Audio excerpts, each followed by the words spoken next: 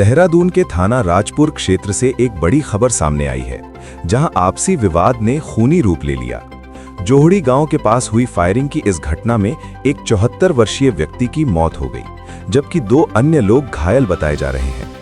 Police ने त्वरित कार्रवाई करते हुए 4 आरोपियों को गिरफ्तार कर लिया है। 30 मार्च 2026 की सुबह करीब 6:50 पर कंट्रोल रूम को जोहड़ी गांव में फायरिंग की सूचना मिली। सूचना मिलते ही थाना राजपुर पुलिस और वरिष्ठ अधिकारी मौके पर पहुंचे और जांच शुरू की। प्रारंभिक जांच में सामने आया कि एक स्कॉर्पियो कार और दूसरे वाहन में सवार युवकों के बीच किसी बात को लेकर विवाद हुआ था। ये विवाद देखते ही देखते इतना बढ़ गया कि आरोपियों ने फायरिंग कर दी।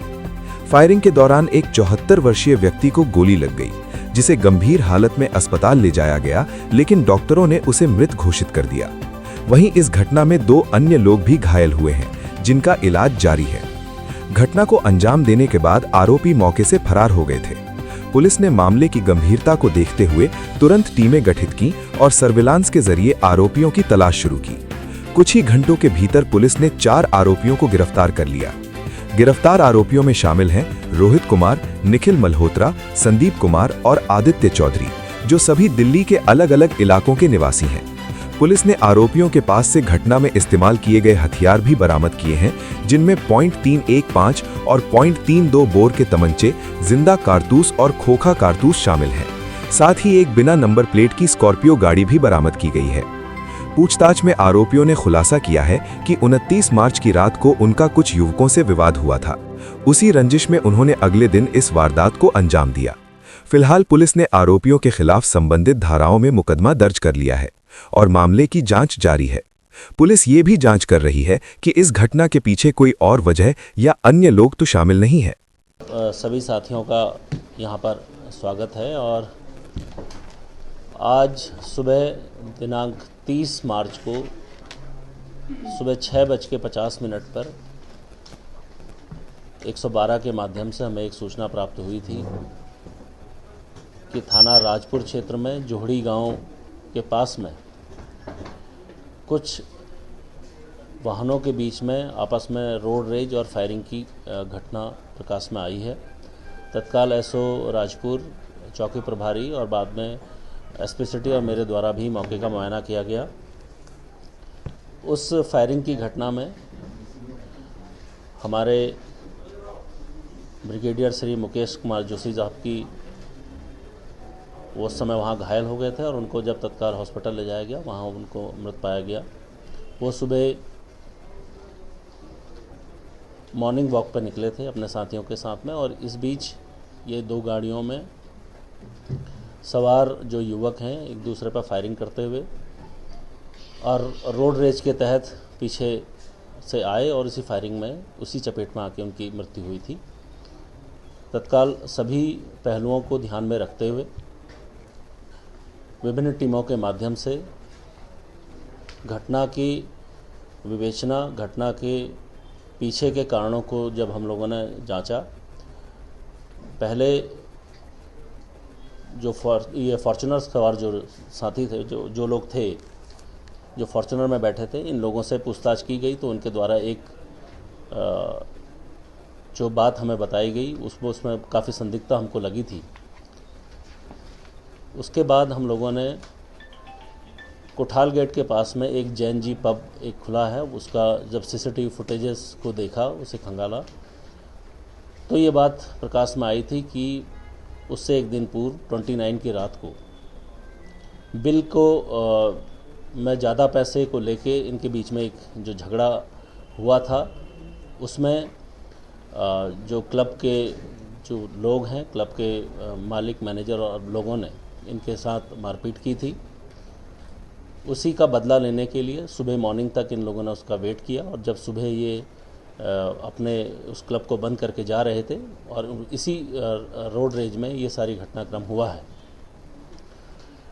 इसमें दोनों ही पक्षों को दोषी माना गया है, क्योंकि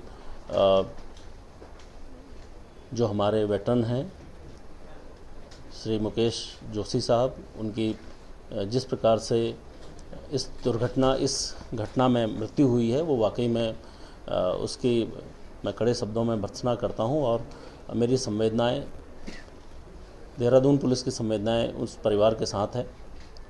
मैं यह भी सुनिश्चित करूंगा कि इसमें जो भी लोग शामिल थे, भले वो किसी भी जगह हो, प्रत्यक्ष हो परोक्ष हो, सबके खिलाफ सख्त वैधानिक कार्रवाई होगी। इसी को ध्यान में रखते हुए अभी आज हम लोगों ने 4 लोगों की अरेस्टिंग की है, जिसमें इस जैन क्लब के जो मालिक है संदीप, उसको भी हम लोगों ने अरेस्ट किया है।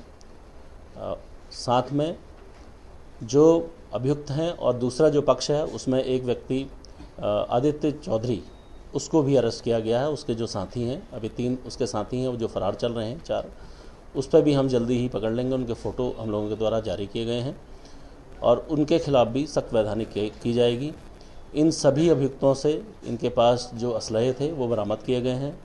दोनों ही गाड़ियां जो रोड रेज में थी, एक जो दुर्घटनाग्रस्त हुई थी और दूसरी गाड़ी जो घटना करके भागी थी, दोनों ही पुलिस के कब्जे में हैं, दोनों ही पुलिस ने अपने कब्जे में लिया है।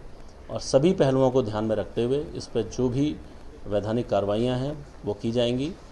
तत्काल प्रभाव से उस क्लब को सील कर दिया गया है और उसकी जो क्लब की जो रजिस्ट्रेशन है उसके निरस्तीकरण की कार्रवाई के लिए माननीय डीएम साहब को, जिलाधिकारी को यहाँ से पत्र प्रेषित किया जाएगा।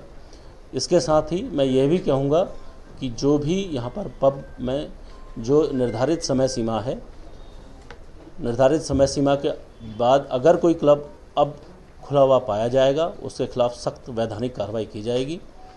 इसमें किसी प्रकार का मेरे द्वारा यह भी निर्देशित किया गया है, जो संबंधित थाना प्रभारी हैं, सर्कल अफसर हैं, वो स्वयं रात के समय इस चीज़ को देखेंगे। निर्धारित सीमा के बाद या वहाँ पर कोई हुड़दंग की कोई स्थिति ऐसी बनती है और क्लब मालिकों द्वारा या उसके प्रबंधन द्वारा पुलिस को सूचना नहीं दी जाएगी तो उनके खिलाफ भी सख्त वैधानिक कार्रवाई की जाएगी।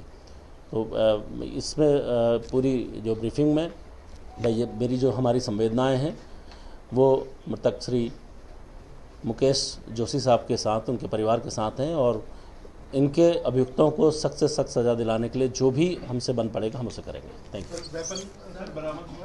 इसमें वेपन बरामद हुए हैं, दोनों ही पार्टियों से जो वेपन हैं वो बरामद हुए हैं।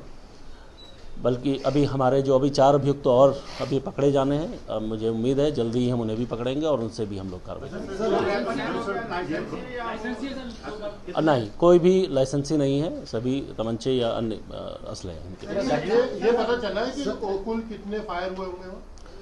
देखिए, प्रत्यक्षदर्शियों या इनसे जो बातें हुई हैं उनसे करीब 8 से 9 फायर हुए हैं जो अलग दोनों ही ओर से किए हैं। देखिए, जो घटना के समय में जो अभी तक हमारे पास जानकारी आई है, ये क्लब करीब 2 से 2:30 बजे के बीच तक खुला था। उसके बाद इन लोगों ने इसको, ये जो घटना है ये पूर्व से ही चली आ रही थी। उसके बाद सुबह करीब 3:30 पौने 4 बजे उसके जो नीचे जाके उस पर झगड़ा किया है।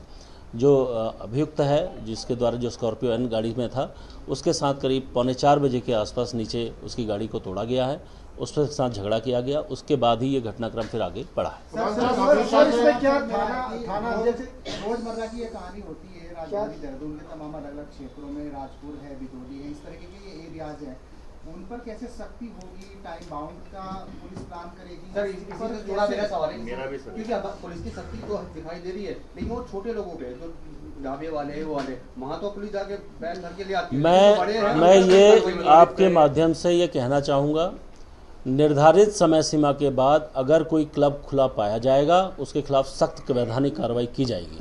अगर किसी क्लब में कोई झगड़ा होता है, अगर वो रिपोर्ट नहीं किया जाएगा तब भी उनके खिलाफ सख्त कार्रवाई की जाएगी। बिना नंबर प्लेट की थी तो इसमें नंबर था ही नहीं, या उस समय के लिए उसको बंद किया गया? नहीं, ये नई रजिस्ट्रेशन की स्कॉर्पियो है, अभी नई गाड़ी ये खरीदी गई है। उसमें जो रजिस्ट्रेशन नंबर है वो टेम्परेरी रजिस्ट्रेशन नंबर है। ये सभी लोग जो छात्र हैं, जो स्कॉर्पियन में, भले वो आदित्य चौधरी है या जो शशांक त्यागी है, ये सभी लोग यहाँ पर छात्र हैं और अब अलग अलग स्कूल्स में, अलग अलग कॉलेज में पढ़ाई करते हैं। पूरे शहर में जहाँ इंस्टीट्यूट्स हैं वहीं पर इस तरह की घटना देखी जा रही है कि जो यहाँ बच्चे पढ़ने के लिए आ रहे हैं वो पढ़ने की बजाय क्रिमिनल जो एक्टिविटीज हैं उसमें है। सबसे बड़ी चीज़ है कि पुलिस सत्यापन चला रही है, लेकिन बड़ी संख्या में देखा जा रहा है जहाँ भी घटना हो रही है वो असले से नीचे नहीं हुई, हर जगह गोली चल रही है। तो इसको लेकर आप लोग किस तरीके से करेंगे? देखिए पुलिस मैं कोशिश करूंगा कि पुलिस का जो कार्य है वो अपने तरीके से भली भांति हो, लेकिन ये एक बहुत ही बड़ा वाइड एक पहलू है। इसमें न सिर्फ पुलिस की ही बल्कि उनके परिवार की, समाज की और स्कूल कॉलेजेस की भी अपनी जिम्मेदारियां तय हैं। अगर कोई अपनी जिम्मेदारियों से पीछे हटता है और सब सिर्फ जो है पुलिस के ऊपर ये जिम्मेदारी डाली जाएगी, वह भी ठीक नहीं होगा। मेरा मानना है सभी को अपनी जिम्मेदारी को अभी समझना तक चाहिए। मानते हैं कि जिम्मेदारी का पूरी तरह से निर्वाह नहीं किया गया अभी तक जो ये घटना हुई?